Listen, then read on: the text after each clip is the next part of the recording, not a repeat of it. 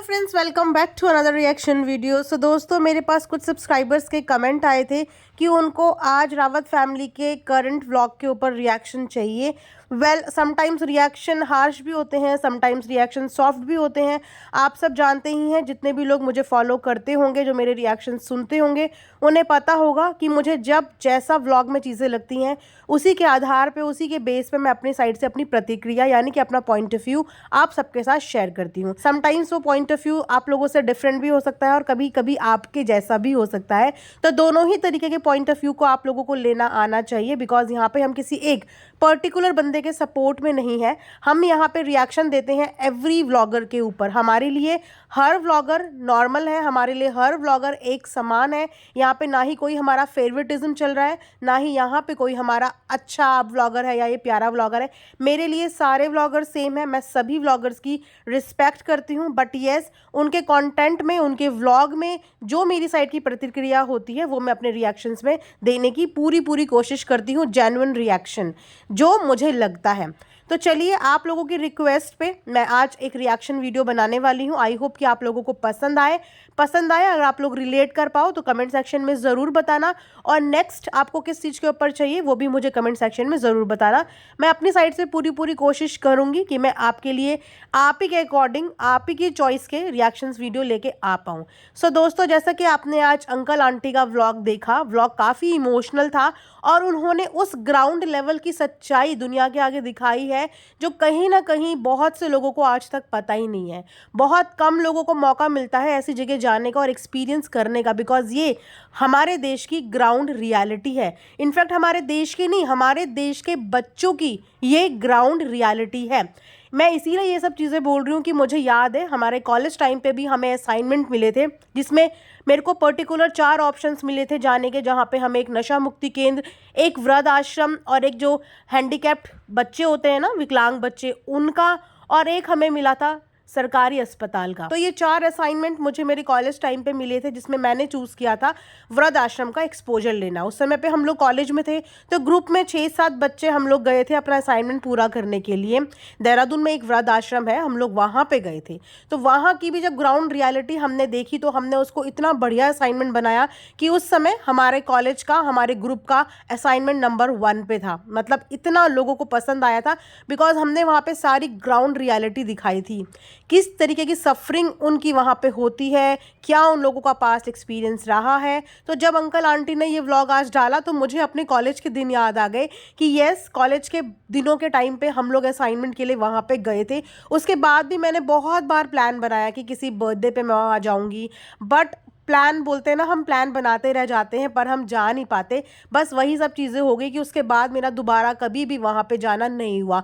But ये vlog देख के मैंने ये सोचा कि मैं डेफिनेटली वहाँ पे ज़रूर जाऊँगी। मुझे अब जैसे ही टाइम मिलेगा, टाइम तो खैर इंसान को कभी मिलता ही नहीं है, टाइम निकालना पड़ता है, बट बोलते हैं ना कि एक किक मिलनी चाहिए। तो आज का व्लॉग देख के मुझे वो स्पार्क मिल गया कि येस, जाऊँगी, मतलब जाऊँगी तो जाऊँगी। मैंने भी ये ठानी कि मैं जाऊँगी। तो जब अंकल आंटी ने ये रियलिटी और ये दिखाया ना पेरेंट्स का, तो ये बहुत बुरे हाल हैं। मतलब उन्होंने, मुझे लगता है कि पूरा भी कवर नहीं कर पाए होंगे, बिकॉज जब आप उन लोगों के साथ बैठो ना, क्योंकि कैमरे में आप सब कुछ नहीं दिखा सकते, बहुत लंबा नहीं दिखा सकते। उन्होंने अपनी तरफ से कोशिश की, लेकिन जब आप ऐसे लोगों के साथ जाके बैठते हो ना, मतलब इन वृद्धाश्रम में रहने वाले पेरेंट्स के पास जाके बैठते हो ना, तो हर एक इंडिविजुअल की ना अपनी एक स्टोरी है। और ये बात सच है कि जो माँ बाप घर बना के बच्चों को देते हैं ना, वही बच्चे अपने माँ बाप को उनके घर से निकाल देते हैं। इसके अलावा एक रूडनेस की लिमिट और है, ये रूडनेस तो हमें दिख गई। इसके अलावा एक रूड बिहेव बच्चों का मैं आपको और बताती हूँ। जब हम छोटे होते हैं, हमें खांसी जुकाम भी हो जाए या हमें कोई बड़ी से बड़ी बीमारी भी हो जाए, तो हमारे माँ बाप धन दौलत लुटा देंगे। माँ अपने जेवर बेचने को तैयार हो जाएगी, बाप अपनी प्रॉपर्टी बेचने को तैयार हो जाएगा, लेकिन अपने बच्चे के लिए वो तन मन धन लगा लेंगे। लेकिन जब उन्हीं पेरेंट्स को बुढ़ापे में जाके कोई बीमारी हो जाए और उनके ऊपर बच्चों को पैसा खर्च करना पड़ जाए, तब वो बच्चे सोचते हैं कि यार पैसा खर्च क्यों करना है, इनके तो टाइम ही आ गया है, इनकी तो दिन पूरे उन्होंने जी ली ज़िंदगी, क्यों खर्च करना है। तो आप इन विचार में अंतर देख रहे हो कि माँ बाप के विचार कैसे होते हैं और बच्चों के विचार कैसे होते हैं। मैं ये नहीं कहती कि सारे बच्चे ऐसे होते हैं, बट मैं ये ज़रूर कह सकती हूँ कि मैक्सिमम बच्चे ऐसे ही होते हैं जो इतना बदल जाते हैं, जो इतने चेंज हो जाते हैं, जो इतनी अंधाधुन मटेरियलिस्टिक चीज़ों में अपने आप को डुबा देते हैं कि वो अपने पेरेंट्स को भूल जाते हैं।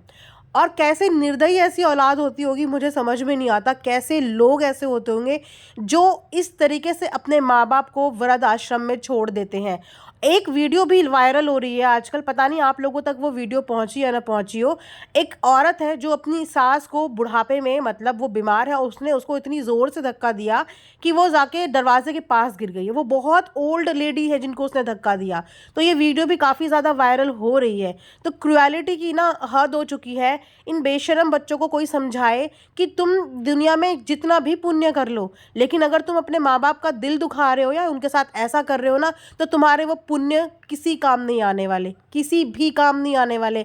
बिकॉज माता पिता का दर्जा वो दर्जा है ना जिसके आगे साक्षात ईश्वर भी नमन करता है, जिसके आगे साक्षात ईश्वर भी झुकता है। और उन माँ बाप की तुम लोग इस तरीके से बेकदरी करते हो। माँ बापों की हालत देखो, कुछ रो रहे हैं, कुछ याद कर करके ट्रॉमा में है, कुछ लोग डिप्रेशन हो रखे है, किसी को मेंटल सुध बुध खो रखी है। मतलब चाहे बच्चे कितना भी बुरा कर रहे हैं, लेकिन फिर भी माँ बाप की ज़ुबान में देखो अपने बच्चों के नाम होते हैं, अपने बच्चों को याद करते हैं, उनके नाम होते हैं, चाहे उन्होंने अच्छा किया हो उनके साथ, चाहे बुरा किया हो। तो ये वीडियो देख के ना आज की मैं ऐसे बच्चों के लिए बोलूँगी कि थोड़ी शर्म कर लो और थोड़ा सा अपने अंदर सोच लो।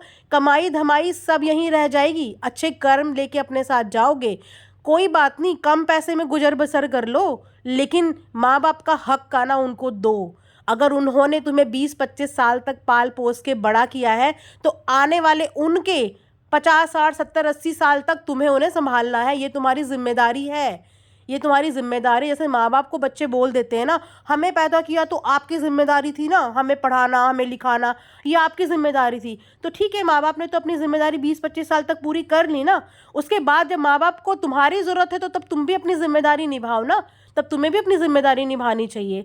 बहुत टची था आज का व्लॉग और ऐसा व्लॉग देख के बहुत अच्छा लगा। अगर इसी तरीके का कंटेंट हर एक व्लॉगर बनाने लग गया तो आप ये सोचिए कि उन लोगों के लिए कितनी हेल्प हो जाएगी।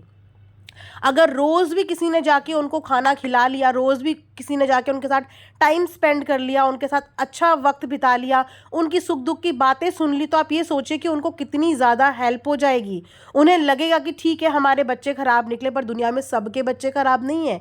अक्सर क्या होता है, जब हमारे साथ कोई बैड एक्सपीरियंस होता है ना लाइफ का, तो हमें लगता है यार पूरी दुनिया ही ऐसी है, बिकॉज हमारे साथ ऐसा हो गया तो पूरी दुनिया ही ऐसी है। लेकिन दुनिया में अच्छे लोग भी हैं, दुनिया में बुरे लोग भी हैं। तो अगर अच्छे लोग अच्छाई करने के लिए आगे आएंगे ना, दिखाएंगे दुनिया को, तो दुनिया को उनसे प्रेरणा मिलेगी, कुछ सीखने को मिलेगा।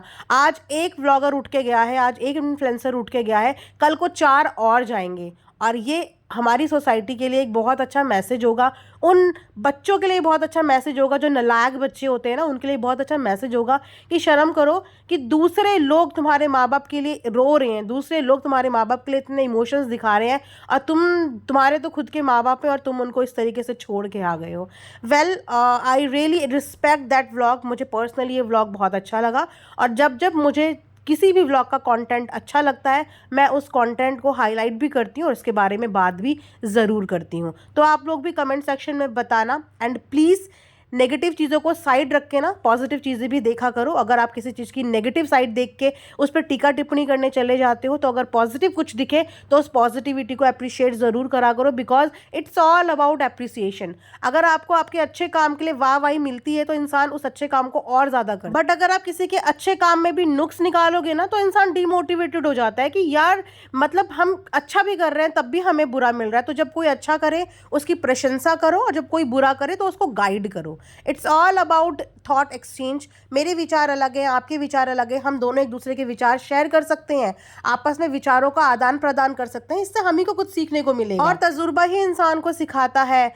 आप मुझसे कुछ सीखेंगे, मैं आपसे कुछ सीखूंगी। It's all about learning. हम अपनी रोज़मर्रा की ज़िंदगी में रोज़ कुछ नया सीखते हैं, और कहीं ना कहीं वो सीख हमारे ही काम आती है। तो इसीलिए सीखें, अच्छा भी सीखें, बुरी चीज़ों को ना सीखें, अच्छी चीज़ों को सीखें और अच्छी चीज़ों पे काम करें। And thanks for watching earth mom Dehradun.